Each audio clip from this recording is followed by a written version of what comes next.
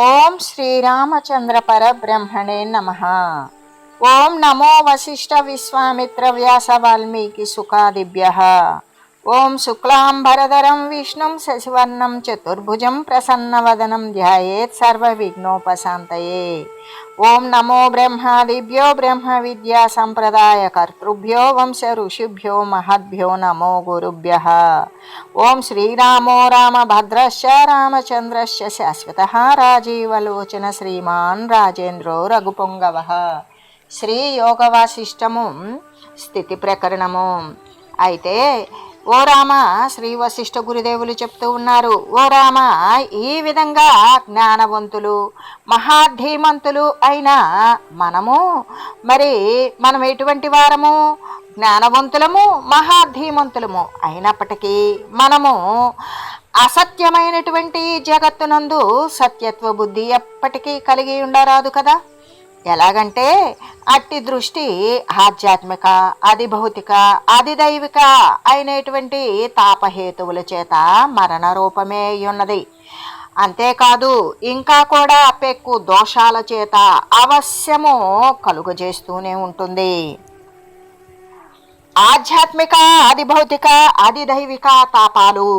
ఈ తాపాలకి కారణాలు ఏమిటి అంటే మరణ రూపమే అయ్యున్నది. ఈ మరణం మళ్ళీ శరీరాన్ని తీసుకురావడానికే. అంటే ఈ శరీరాలు స్థితిని ఉండేటువంటి సమయంలో ఆధ్యాత్మికము అంటే శారీరకమైన మానసికమైనటువంటి బాధలను పడుతూ ఉండడం, మానసికమైనటువంటి అకారణమైన కలహాలు కానీ, లేదా వాని యొక్క ఇష్టానికి ప్రాప్తించినటువంటి వస్తువుల పట్ల తీరితే మక్కువ, తీరకపోతే క్షోభ, ఇటువంటి వానికి లోనవుతూ కలహాలకు కారణాలు ఎంచుకుంటూ, అంతేకాదు ఇతరుల చేత అవమానించబడుతూ, ఇతరులను అవమానిస్తూ, హెచ్చు తగ్గులైనటువంటి వ్యత్యాసాలతో కూడినటువంటి కలతలతో కూడిన ఈ మానసికమైనటువంటి చింతలతో బాధపడుతూ, శారీరకమైనటువంటి వ్యాధులు, అనారోగ్యాలు, జ్వరాలు, ఉష్ణ వ్యాధులు, ఇటువంటి అనేక రోగాలతో బాధపడుతూ ఉండేటువంటిదే ఈ ఆధ్యాత్మిక తాపం.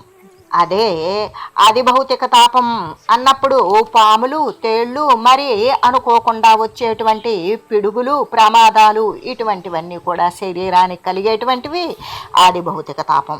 అయితే ఇప్పుడు అది దైవిక తాపం అంటే అతివృష్టి వల్ల, మరి అనావృష్టి వల్ల. దీని ద్వారా ఏమవుతుంది అంటే పంటలు అతివృష్టి వల్ల పాడైపోతాయి, మరి అనావృష్టి వల్ల అసలు పంటలే పండకుండా ఆ విధంగా కరువు, క్షామము, బీభత్సము, భూకంపాదులు, పిడుగులు, ఇటువంటి బాధలను కలిగించేటువంటి విషయాలు ఈ యొక్క ఆదిదైవము. అంటే శరీరధారులు ఇటువంటి వానికి లోబడుతూనే ఆ క్లేశాలను అనుభవిస్తూనే ఉండేటువంటిది. అలా ఉన్నా కూడా స్థిరపడి ఉంటుందా? లేదు. శరీరం మళ్ళీ పతనమైపోతుంది, మళ్ళీ ఆ శరీరానికి మరణం అనేది వస్తుంది. అయితే ఇంకా కూడా ఇటువంటి పెక్కు దోషాలను అవశ్యం తప్పనిసరిగా అది కలిగిస్తూ ఉంటుంది. ఎందుకు? ఇవన్నీ కూడా దేహాలతో కూడుకుని ఉన్నవే, దేహాల యొక్క రాకపోకలతో కూడుకున్నటువంటిదే ఈ తాపత్రయ బాధలు. ఇటువంటి హేతువుల చేత అది ఏ రూపమై ఉన్నది అంటే చావు రూపమే అయి ఉన్నది అని తెలియజేస్తూ, అంతేకాదు ఇంకా శ్రీ వశిష్ఠ గురుదేవులు ఏమని చెప్తున్నారు అంటే, ఓ రామ, ఈ జాగ్రత్త మొదలైనటువంటి జాగ్రత్త, స్వప్నము, సుషుప్తి, వీటి యొక్క స్వరూపము కేవలము మనసు యొక్క యథార్థమైన స్వరూపాన్ని తెలియజేయడం కోసమే నేను నీకు వర్ణించి చెప్పాను. కానీ మరి ఏ ఇతరమైనటువంటి కారణము లేదు. అగ్ని సంబంధము చేత అంటే అగ్ని యొక్క అగ్ని చేత అది కలపబడి ఉన్నప్పుడు ఇనపగుండె ఏమవుతుంది? అగ్ని రూపాన్నే పొందుతుంది, అంటే విపరీతమైనటువంటి వేడి కలిగి ఉంటుంది.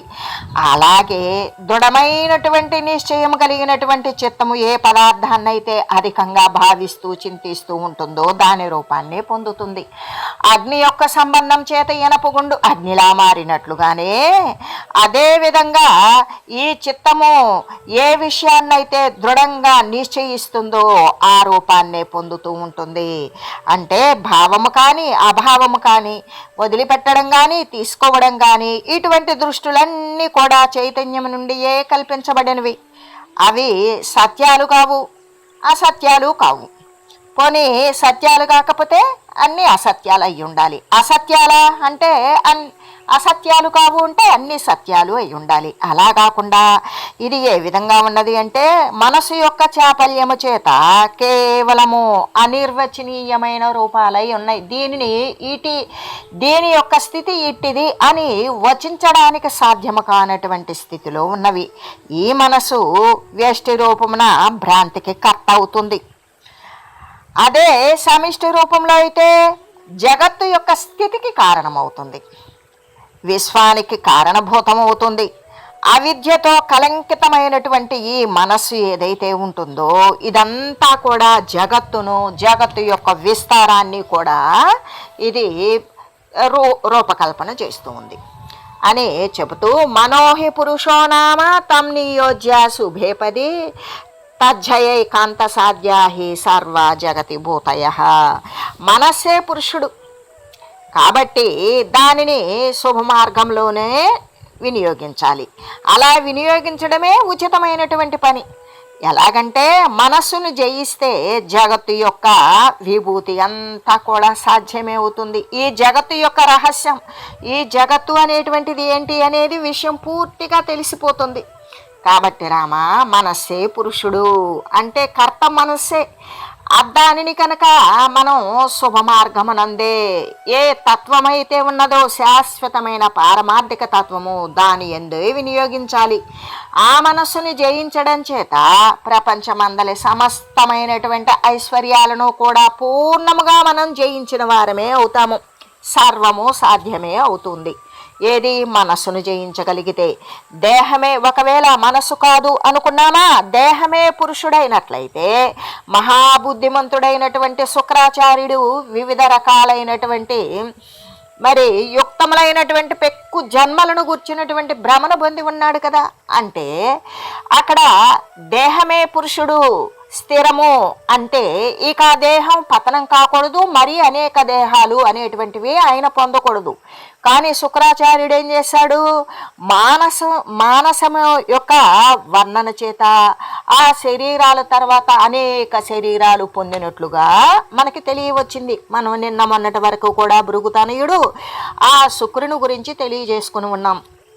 అయితే ఆ శుక్రుడు అంటే ఇక్కడ మనం ఆయనని ఎందుకు ఉపమానంగా తీసుకున్నాము అంటే ఇక్కడ దేహమే పురుషుడు కాడు అని చెప్పడం కోసం. ఇక్కడ మనస్సే పురుషుడు ఎందుకు? మనస్సు యొక్క వాసనాయుక్తమైనటువంటి ఏ వాసన దాఢ్యమైతే ఉంటుందో దాని ద్వారానే శరీరాలు దాని రూపంగానే తయారై వస్తూ ఉన్నవి అని మనం ఎప్పటి నుండో తెలియజేసుకుంటూ ఉన్నాం. ఈ విషయాన్ని మనకు ఎవరు తెలియజేశారు అంటే శ్రీరామచంద్రుణ్ణి మిషగా పెట్టుకొని శ్రీ వశిష్ఠ గురుదేవులు బ్రహ్మతత్వాన్ని గురించి తెలియజేసేటువంటి విషయమే మనం కూడా తెలియచెప్పుకుంటూ ఉన్నాం. అయితే ఈ మనస్సే పురుషుడు అంటే దేహము పురుషుడు కాదు. దేహము గనక పురుషుడైనట్లయితే మహాబుద్ధిమంతుడే కదా శుక్రాచార్యుడు. మరి రకరకాలైనటువంటి శరీరాలను, రకరకాల జన్మలను గురించినటువంటి భ్రమను ఎందుకు పొందడు కదా అని చెబుతూ, కాబట్టి ఇక్కడ మనం పోల్చి చూసుకున్నాం. కాబట్టి ఈ విధంగా దేహం అనేటువంటిది పురుషుడు కాదు, ఇక్కడ మనస్సే పురుషుడు. ఏ విధంగా ఉంటుంది అంటే గోడల్లాగానే శరీరం సర్వదా విషయ రూపమే అవుతూ ఉంటుంది. గోడ ఏ విధంగా చలనం లేకుండా, ఇతరత్రా వస్తువులు ఏ విధంగా చలనం లేకుండా ఉంటాయో అలాగే శరీరం కూడా గోడ వంటిదే అవుతుంది. అది విషయ రూపమే అవుతుంది. కానీ ఈ మనసు ఏ ఆకారముతో నిండిపోతుందో దానిని నిశ్చయంగా పొందుతూ ఉంటుంది అని చెబుతూ, యదతుచ్చమనాయాస మనుపాదిగత భ్రమం యత్నార్థాదనం సంధానం కురుతత్వ మవాప్స్యసి. కాబట్టి ఓ రామ, మహత్తరమైనది స్వస్వరూపమే అవడం చేత మరి ఒక చోటికి ఏగవలసినటువంటి పరిశ్రమ ఏ లేకుండా సాధ్యమవుతుంది కదా. ఇప్పుడు స్వస్వరూపాన్ని గురించి తెలుసుకోవాలి అంటే బాహ్యమైనటువంటి విషయాలలో ఇతరుల యొక్క సహాయం కావాలి. స్వస్వరూపాన్ని గురించి తెలుసుకోవాలి అంటే స్వస్వరూపము, తన యొక్క స్వరూపము తన యందే ఉన్నది నిక్షిప్తమై, కానీ తను చూడడం లేదు దానికి. అందుకని ఎక్కడికో పోవలసినది, ఎంతో పరిశ్రమ చేయవలసినది లేదు. అది మరి ఒక చోటికి వెళ్ళవలసిన అవసరమే లేదు. ఎందుకు అంటే అది తన యందే ఉన్నది కాబట్టి, తన స్వరూపము తను సాక్షాత్కరింపజేసుకోవడం. అంటే అది ఎటువంటిది అంటే ఎటువంటి శ్రమ లేకుండా సాధ్యమవుతుంది. అంతేకాదు ఉపాధి శూన్యము, ఈ జడసహితమైనటువంటి జడరూపమైనటువంటి ఉపాధి ఏదైతే ఉన్నదో జడమైన దానిని చేతనవంతంగా చేసేటువంటిది లోపల ఉన్నటువంటి చైతన్యం, అదే సాక్షిత్వ స్వరూపము. ఆ ఉపాధి శూన్యము అంటే శరీరాన్ని వదిలించుకోమని కాదు, శరీరము వచ్చినటువంటిది పోతుంది అనేటువంటి మిథ్యాభావము కలిగి ఉన్నది కాబట్టి ఇది సత్యమైనది కాదు అని భావించడం. ఆ ఉపాధి శూన్యము అంటే పోతుంది కాబట్టి ఇప్పుడు కూడా లేనిదే అయినటువంటిది. ఇది భ్రమరహితము. ఏదైతే దేహేంద్రియమైనటువంటి విషయాలను మనం సత్యమని భావించేటువంటి భ్రమ ఉన్నదో ఆ భ్రమ నశించిపోతుంది. ఆ నశించిపోయినట్టుగా మిగిలేటువంటిది ఏంటి అంటే ఆత్మవస్తువే మిగులుతుంది. ఆ ఆత్మవస్తువునే నీవు ధ్యానించు. ఏదైతే ఉపాధి అంతర్గతంగా ఉండి జడమైన ఉపాధిని కదిలించేటువంటి మరి చేతనాశక్తి ఏదైతే ఉన్నదో అదే నీవు దానిని ధ్యానించు. ఆ విధంగా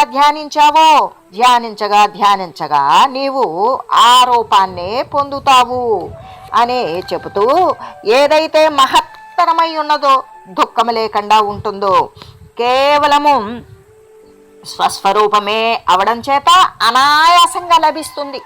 ఎందుకు మరొక చోటకు పరిగెత్తవలసిన అవసరం లేదు కాబట్టి. అది శరీరము సత్యము కానిది, ఉపాధి రహితమైనది. మళ్ళీ కనుక అటువంటి విషయాన్ని ధ్యానిస్తే పారమార్థిక తత్వమునందు స్థిరపడి మళ్ళీ ఉపాధి మరొక శరీరం అనేది రాదు. పూర్తిగా భ్రమ అనేటువంటిది శూన్యమవుతుంది. ఆ ఉపాధి రహితమైనది భ్రమశూన్యమైనది అయిన ఆత్మను ప్రయత్నపూర్వకంగా ధ్యానించు. ఆ విధంగా ధ్యానిస్తే నీవు ఆత్మరూపాన్నే పొందుతావు అని తెలియజేస్తూ, అంతేకాదు మనస్సు ఎక్కడైతే ఉంటుందో శరీరం కూడా అవశ్యం అక్కడికే వెళ్ళిపోతుంది. ఎందుకు మనసు సంకల్పించింది, ఆ వస్తువు కావాలి, శరీరం అక్కడికి వెళ్ళిపోతుంది. ఈ పని చేయాలి అని మనసు సంకల్పించింది, ఆ పని దగ్గరికి వెళ్ళిపోతుంది. అంటే మనస్సుని శరీరం అనుసరిస్తుంది. మనస్సు ఎక్కడ ఉంటుందో శరీరం తప్పనిసరిగా అక్కడికి వెళ్ళిపోతుంది. కానీ శరీరం ఎక్కడ ఉంటుందో నియమపూర్వకంగా సదా మనస్సు అక్కడికి పోకం ఉంటుంది. ఏ విధంగా మనం శరీరంతో ఇక్కడ ఉంటాం, కానీ మన మనసు శరీరమునందే ఉండడం లేదు. ఈ శరీరాన్ని ఇక్కడ వదిలేసి అది అనేక రకాలైనటువంటి సంకల్ప సంచలితంతో కూడినటువంటి సంచారాలు చేస్తూనే ఉంటుంది. అన్యమనస్కై ఉంటుంది. శరీరమునందే ఉండి శరీరాన్నే కనిపెట్టుకొని ఉండడం లేదు. అందుకు కాబట్టి ఇక్కడ మనస్సు ఎక్కడుంటుందో శరీరం అక్కడికి పోతుంది, కానీ శరీరం ఎక్కడుంటుందో మనస్సు అక్కడికి రావచ్చు రాకపోవచ్చు. కాబట్టి మరి శుభాన్నే అనుసరించేటువంటి ఓ రామచంద్ర, సత్యమైనటువంటి ఆత్మవస్తువు ప్రాప్తి యందు నీ మనసు నియోగింపబడుగాక. నీ మనసు ఎప్పుడూ కూడా సత్య పదార్థమునందే నియోగించు. ఇంకా అసత్యములైనటువంటి ఏ దేహేంద్రియాదుల యొక్క భ్రమ అయితే ఉన్నదో నీవు దానిని త్యజించివేయు అని శ్రీ వశిష్ఠ గురుదేవులు చెప్పగా అప్పుడు శ్రీరామచంద్రుడు అడుగుతూ ఉన్నాడు, భగవన్ సర్వధర్మజ్ఞ సంశయోయో మహానయం హృది వ్యావర్తతే లోలః కల్లోల యవసాగరే. ఓ మునీంద్ర, సర్వధర్మజ్ఞ, సముద్రమునందు తరంగంలాగానే నా హృదయమున ఒక గొప్ప సంశయము కల్లోలం చేస్తూ ఉన్నది. ఏ విధంగా సముద్రంలో ఉన్నటువంటి తరంగాలు ఏ విధంగా మరి నీటిని నిశ్చలంగా ఉంచకుండా తీరం దాకా వచ్చిపోయేటువంటి కెరటాలులాగానే నా హృదయంలో గొప్పదైనటువంటి సంశయం నా మనసును కల్లోలపరుస్తోంది. ఏ విధంగా అంటే దేశము కాలములు మొదలైనటువంటి వీటి చేత కూడా పరిచ్ఛిన్నము కానటువంటిది, అపరిచ్ఛిన్నమైనది, సర్వము వ్యాపించి నిరామయమై ఉన్న ఏ బ్రహ్మమైతే ఉన్నదో ఆ బ్రహ్మమునందు విషయమే ఆకారము అంటే విషయాకారము చేత కలుషితమయ్యేటువంటి ఈ మనసు ఏదైతే ఉన్నదో అది ఏ కారణమున ఏ రూపంలో అధిస్థితి కలిగి ఉన్నది ఆ బ్రహ్మమునందు. సర్వము బ్రహ్మమే, బ్రహ్మము కంటే భిన్న పదార్థము లేదు అని మీరు చెప్తూ ఉన్నారు. అయినా కూడా విషయమే ఆకారం కలిగి కలుషితమై ఉన్నటువంటి ఈ మనసు ఏ కారణం చేత ఏ రూపంలో బ్రహ్మమునందు స్థితి కలిగి ఉన్నది అని అడుగుతూ ఇంకా ఆ బ్రహ్మమందు అవిద్య మొదలైనటువంటి కలంకము ఏ కాలమునా లేదు కదా. బ్రహ్మము అన్నప్పుడు శుద్ధ నిర్గుణ తత్వము, శుద్ధ స్వరూపము, శుద్ధ చైతన్యము. దాని యందు ఎటువంటి విషయ దోషాలు కలంకము లేదు కదా. అవిద్య అజ్ఞానము అనేటువంటివి లేవు కదా.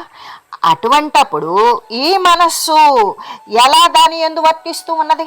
మనస్సు అనేది కలంక సహితమైనది కదా. మరి అది ఆ బ్రహ్మమునందు, శుద్ధమైన బ్రహ్మమునందు కలంక సహితమైనటువంటి దోషయుక్తమైన మనసు ఎలా వర్తిస్తోంది? అంతేకాదు అది ఏ రూపమున ఉన్నది బ్రహ్మమునందు అని శ్రీరామచంద్రుడు ప్రశ్న చేయగా అప్పుడు శ్రీ వశిష్ఠ గురుదేవులు ఈ విధంగా చెప్తూ ఉన్నారు. సాధురామ త్వయా ప్రోక్తం జాతాతే మోక్ష భాగిని మతిరుత్తమ నిష్వంద్య నందన సేవ మంజరి. ఓ రామ, నీవు బాగా చెప్పావు, బాగా చక్కగా మాట్లాడావు. నందనవనమందలి లత ఉత్తమ మకరందాన్ని ప్రవహింపజేయుచు శోభించినట్లుగానే నీ బుద్ధి ఇప్పుడు మోక్షార్హమై చెన్నందుచున్నది. ఏ విధంగా రామా, నువ్వు చాలా చక్కగా మాట్లాడావు. అడగవలసినటువంటి విషయాన్ని గురించే మాట్లాడావు. అది ఎలా ఉన్నదంటే, ఒక పెద్ద అందమైన పూల తోట యందు ఉన్నటువంటి పూల తీగ ఎల్లవేళలా కూడా పుష్పాలలో ఒక రుచికరమైన మధువు అంటే తేనెను కురిపిస్తూ ఉన్నట్లుగానే నీ యొక్క బుద్ధి ఇప్పుడు మోక్షానికి అర్హమై ప్రకాశిస్తూ ఉన్నది. అటువంటి విషయాన్ని నువ్వు అడిగావు, అందుకే నీకు ఇటువంటి ప్రశ్న పుట్టింది. ఇప్పుడు నీ బుద్ధి పూర్వమునందు, పరమనుయందు అంటే గతమునందు, రాబోయేటువంటి విచారణ యందు కూడా తత్పరమై ఉన్నది. గతంలో ఏమి జరిగింది, రాబోయేటువంటిది ఏ విషయమై ఉన్నది అనే దాని యందు, విచారణ యందు నీవు తత్పరమై దాని యందు లీనమై ఉన్నావు. కాబట్టి తొందరలోనే అంటే అచిరకాలంలోనే మరి శంకరాదులు పొందినటువంటి ఉన్నతమైన పదాన్ని నీవు పొందగలుగుతావు. శంకరుడు మరి ఈ యొక్క త్రిమూర్తులు ఇంకా ఈ తత్వాన్ని, ఈ శాశ్వతమైన తత్వాన్ని పొందినటువంటి మహనీయులు ఏ తత్వాన్ని అయితే పొందారో, ఏ బ్రహ్మస్థితిని అయితే పొందారో, ఆ శంకరుడు మొదలైనటువంటి త్రిమూర్తులు సైతం కూడా ఏ ముక్తత్వాన్ని పొందారో అటువంటి స్థితిని పొందడానికి నీవు కూడా పొందగలుగుతావు. కానీ ఇప్పుడు ఈ ప్రశ్నకు నువ్వు అడిగావే ఈ ప్రశ్న, ఈ ప్రశ్నకి నేను సమాధానం చెప్పడానికి ఇది తగిన సమయం కాదు. ఎందుకంటే ఇది సిద్ధాంతాన్ని గురించి చెప్పేటప్పుడు, సిద్ధాంతము అన్నప్పుడు నిర్వాణ ప్రకరణము అంటే మోక్షాన్ని పొందేటువంటి తత్వాన్ని తెలియచేసేటప్పుడు చెప్పేటువంటి విషయం. నీవు అడిగింది కూడా మోక్ష సంబంధమైన విషయమే అడిగావు.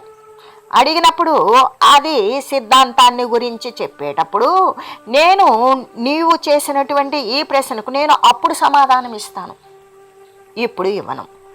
అయితే ఇప్పుడు సిద్ధాంత కాలమందు అంటే శుద్ధమైనటువంటి ఆత్మానుభవము గురించి నేను ఎప్పుడైతే చెబుతానో అప్పుడు నీవు దానిని గురించి అప్పుడు అడుగు మరొకసారి.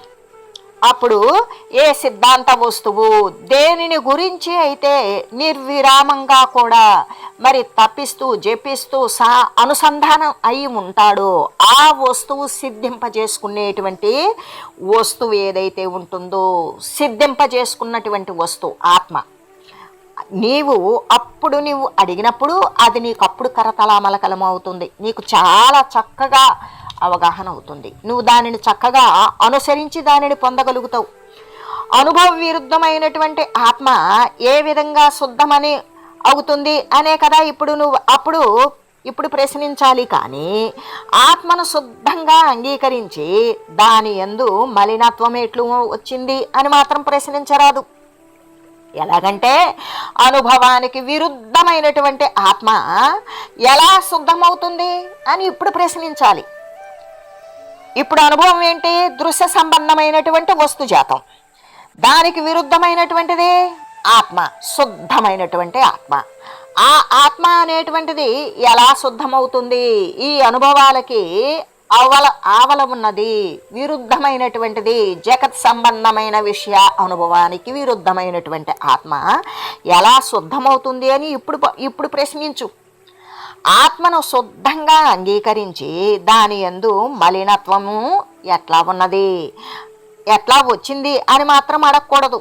అది నువ్వు అప్పుడు సిద్ధాంత విషయాన్ని గురించి, సిద్ధాంత కాలమందు, నిర్వాణ ప్రకరణందు నీకు ఆ శుద్ధాత్మ యొక్క అనుభవాన్ని గురించి నేను చెప్పేటప్పుడు నువ్వు అప్పుడు అడుగు ఆ విషయాన్ని గురించి అని శ్రీ వశిష్ఠ గురుదేవులు చెబుతూ, అంతేకాదు వర్షాకాలమందు మయూరం యొక్కయు అంటే వర్షాకాలంలో ఏమవుతుంది, నెమలి అది చక్కగా పురివిప్పి నాట్యం చేస్తుంది. శరదృతువునందు హంస కూడా అట్లాగే చక్కగా ప్రసన్నంగా ఉంటుంది. ఎందుకు, అక్కడ మేఘాలు ఉండవు, మరి మంచు ఉండదు, వర్షం ఉండదు.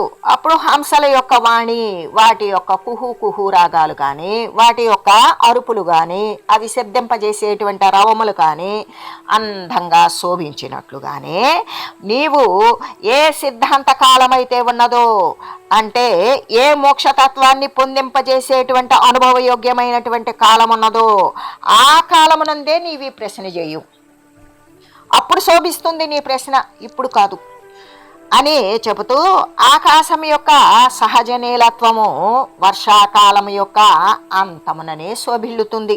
ఏ విధంగా, ఆకాశం సహజంగా మేఘాలు లేకుండా, చీకట్లు లేకుండా, ఏ ఆవరణలో లేకుండా ప్రశాంతంగా ప్రసన్నంగా ఉండేటువంటి సహజమైనప్పుడు ఏం కనపడుతుంది, అప్పుడు సహజమైనటువంటి నీలత్వం కనపడుతుంది. అదే మేఘాలు ఆవరించినప్పుడు ఇటువంటి సహజత్వాన్ని కోల్పోతుంది. అది ఎప్పుడు జరుగుతుంది, వర్షాకాలం చివరలోనే అది సమకూరుతుంది. అలాగే వర్షాకాలమున విశాలమైన మేఘపటలోదయమే శోభను పెంపొందిస్తుంది. అదే వర్షాకాలంలో అయితే మేఘాలు ఉండడమే అందం. ఆ మేఘాలు ఉంటేనే వర్షాలు పడతాయి. ఆ వర్షానికి కారణం మేఘమే. మేఘాలు ఉన్నటువంటి ఆకాశమే కురుస్తుంది అనేటువంటి విషయాన్ని స్ఫురింపజేస్తుంది అని చెబుతూ, కాబట్టి ఓ సువ్రతుడైనటువంటి ఓ రామచంద్ర, ఉత్తమమైన మనసు యొక్క నిర్ణయము ఇప్పుడు మనము ఉపక్రమించాము. ఏ విధంగా, అసలు ఉత్తమమైనటువంటి మనసు ఏ విధంగా ఉంటుంది అని దానిని నిర్ణయించేటువంటి విషయాన్ని గురించి ఇప్పుడే కదా మనం ప్రారంభించాము. దేని వలనైతే ఈ ప్రాణ సమూహం అంతా కూడా జన్మబంధాల్లో తగులుకుంటూ ఉన్నాయో అట్టి మనసును గురించి నీవిప్పుడు విను. ఎందుకు, ఏ కారణం చేతైతే ఈ ప్రాణి సముదాయాలన్నీ, ప్రాణి సమూహాలన్నీ కూడా ఒక శరీరాన్ని ధరించి అది పతనం అయ్యాక మరొక శరీరాన్ని ధరించేటువంటి ప్రతి ఒక్క స్థితి, ప్రతి ఒక్క జనన మరణ స్థితి కలిగినటువంటి ఉపాధుల అంతర్గతంగా ఉన్నటువంటి ఏదైతే ఏ మనస్సు అయితే ఉన్నదో అది మళ్ళీ కూడా జన్మబంధంలో తగులుకునేటువంటి విషయాన్ని, అది మనసును గురించే కదా. అట్టి మనసు జన్మబంధాలలో తగిలించి తగులుకునేటువంటి మనసును గురించి నేను తెలియజేస్తాను నీకు. ఇప్పుడు నువ్వు విను. ఎలా అంటే, పైన మనం ఇప్పుడు దాకా చెప్పుకున్నటువంటి విషయంగానే అజ్ఞాని యొక్క అనుభవ సిద్ధమైన, అంటే ఈ దేహత్వమైనటువంటి భావనే సత్యమని భావించేటువంటి వాడు, అస్థిరమైన పదార్థాన్ని స్థిరమని భావించేవాడే అజ్ఞాని. అటువంటి అజ్ఞాని యొక్క అనుభవ సిద్ధమైనటువంటి అజ్ఞాన మాలిన్యము చేత, అంటే ఈ దృశ్యమాన దేహేంద్రియాలతో కూడుకున్నటువంటి వస్తువుల చేతనే మరి ఉపహితమైనటువంటి చైతన్యము ప్రకృతి అనబడుతుంది. దేని చేతైతే కూడి ఉంటుందో అజ్ఞాన మాలిన్యము చేత, అజ్ఞాని అనుభవించే అనుభవయోగ్యమైనటువంటి అజ్ఞాన మాలిన్యముతో కూడినటువంటి చైతన్యాన్నే ప్రకృతి అంటాం. అయితే ఇక్కడ మనన ధర్మం అనేటువంటిది మనసు యొక్క ధర్మం. ఇక్కడ మనసు అనేటువంటిది ఏం చేస్తుంది, ఎల్లప్పుడూ కూడా మననం చేస్తుంది. అది మంచి చెడు అనేటువంటిది కాదు, అది దేని ఎందు ఊనుకునుంటే దానినే ఎక్కువ మననం చేస్తుంది. జగత్తుకు వీలు పడి ఉంటే జగత్తు గనక, జగత్తులో అది జగత్తుకు లోబడి ఉంటే జగత్తును గురించి, దృశ్య సంబంధమైన విషయాలను గురించే మననం చేస్తుంది. అదే పారమార్థికమైనటువంటి పరమాత్మ తత్వాన్ని గురించి అది స్థిరపడితే దానిని గురించే మననం చేస్తుంది. ఇక్కడ అసలుకి మనసు యొక్క ధర్మం ఏంటి అంటే, మనన ధర్మం కలిగి ఉండేటువంటిదే మనస్సు అని పేర్కొంటారు. అయితే ఇక్కడ కర్మేంద్రియాల యొక్క వ్యాపారం చేయడం చేతనే, కర్మేంద్రియాలు అంటే ఏంటి, నోటి ద్వారా వచించేటువంటిది, మరి చేతుల ద్వారా ఇచ్చి పుచ్చుకునేటువంటిది, కాళ్ళ ద్వారా నడిచేటువంటిది, అంతేకాదు మరి జననేంద్రియాల ద్వారా సంతానోత్పత్తి చేసేటువంటిది, సుఖాన్ని అనుభవించేటువంటిది, మూత మరి పురుషము ద్వారా అంటే ఆ మల విసర్జన అవయవం ద్వారా అపాన వాయువు ద్వారా కూడా ఈ మలాన్ని వ్యర్థ పదార్థాలను బయటకు విసర్జించడం అనేటువంటి క్రియల ద్వారా అటువంటి వ్యాపారాలు చేయడం చేతనే దానిని ముముక్షువులందరూ కూడా ముక్తత్వము చెందిన మహనీయులందరూ కూడా ఏమంటున్నారు అంటే అది కర్మ, కర్మేంద్రియాల చేత చేయబడినటువంటి విషయాన్ని అది కర్మ అని వాళ్ళు నిర్ణయించేశారు. అయితే ఇక్కడ రకరకాలైనటువంటి మతవాదులు ఏం చేశారంటే భిన్న భిన్న మతవాదుల యొక్క విచిత్ర శాస్త్రాల యొక్క దృష్టులను మనం అనుసరించి చూస్తే మతభేదము చేత దానికి అనేక నామాలను పెట్టారు, రకరకాల పేర్లతో పిలిచారు, మనస్సుకి ఆకారాలను కల్పించారు. కాబట్టి వాటిని గురించి నేను కొద్దిగా తెలియజేస్తాను, రామా నువ్వు విను. ఏ విధంగా అంటే గాలి అనేటువంటిది వాయువు ఏం చేస్తుంది, సుగంధము కానీ అంటే దుర్గంధము కానీ అంటే మంచి వాసన ఎందు కానీ చెడ్డ వాసన ఎందు కానీ అది వర్తిస్తూ ఉంటుంది. దాని కారణం చేత వాయువు ఏం చేస్తుంది, ఆ చెడ్డ వాసనగా రూపం పొందుతుంది లేదా మంచి వాసన రూపాన్ని పొందుతుంది. ఎందుకు, ఆ చెడు మంచి సుగంధాల యందు అది వర్తించే కారణం చేత వాయువు ఆ రూపాన్ని పొందుతుంది. అట్లాగే ఈ మనన శక్తి చేత చంచలమైనటువంటి ఈ మనసే ఏ వాసనతో అయితే కూడి ఎటువంటి భావాన్ని గ్రహిస్తుందో అటువంటి రూపాన్ని పొందుతుంది. వాసనని అనుసరించినటువంటి వాయువు ఆ వాసనే రూపమే అయినట్లుగా ఈ మనసు యొక్క మననం యొక్క శక్తి చేత చంచలమైనటువంటి ఎల్లప్పుడూ కదులుతూనే స్థిరత్వం లేనటువంటి ఈ మనసు ఏ వాసనతో అయితే కూడుకొని దృఢపడి ఉంటుందో ఎటువంటి ప్రభావాన్ని గ్రహిస్తుందో అటువంటి రూపాన్ని పొందుతూ ఉంటుంది. ఈ కారణము చేత తమ తమ వాసనల చేత కల్పితమైన సిద్ధాంతాన్ని యుక్తులచే నిర్ణయించారు. ఎవరు, అనేక రకాలైనటువంటి మతవాదులు. ఏ విధంగా, ఈ కారణం చేతనే తమ తమ వాసనల చేత ఇక్కడ మనస్సు అనేటువంటిది దేని ద్వారా అయితే లీనమై ఉంటుందో, ఏ వాసన ఏ సంస్కారము చేత లీనమై ఉంటుందో దాని చేత కల్పించబడినటువంటి సిద్ధాంతాన్ని జ్ఞానంగా నిర్ణయించారు.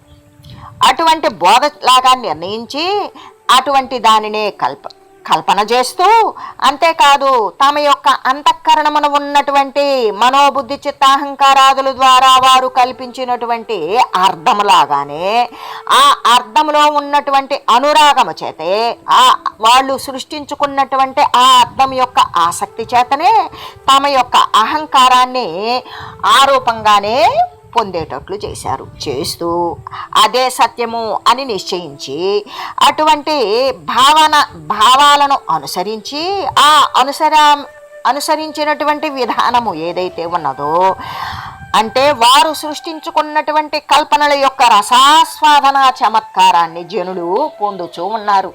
ఇదే సత్యము, ఇదే నిత్యము, ఇదే ఇలాగే అనుసరించాలి, ఇటువంటి పద్ధతే సరి అయినది అనే వారి యొక్క కల్పితార్థమందలే ఆసక్తి చేత ఈ విధమైనటువంటి ఆ చమత్కారాన్ని జనులు ఆ అనుభవాన్ని పొందుతూ ఉన్నారు.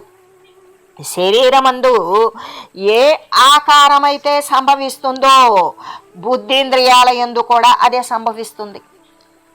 అంటే శరీరమందు మానసికమైనటువంటి ఆకారము, ఇక్కడ మనోశరీరమందు ఏ యొక్క ఆకారమైతే సంభవిస్తుందో అది ఈ అంతఃకరణంలో ఈ బుద్ధీంద్రియాల ద్వారా జ్ఞానం అదే గ్రహిస్తుంది, మనసు అదే సంకల్పిస్తుంది, బుద్ధి అదే నిశ్చయిస్తుంది, చిత్తం అదే చింతిస్తుంది, అహంకారము తానే అనుకుంటుంది.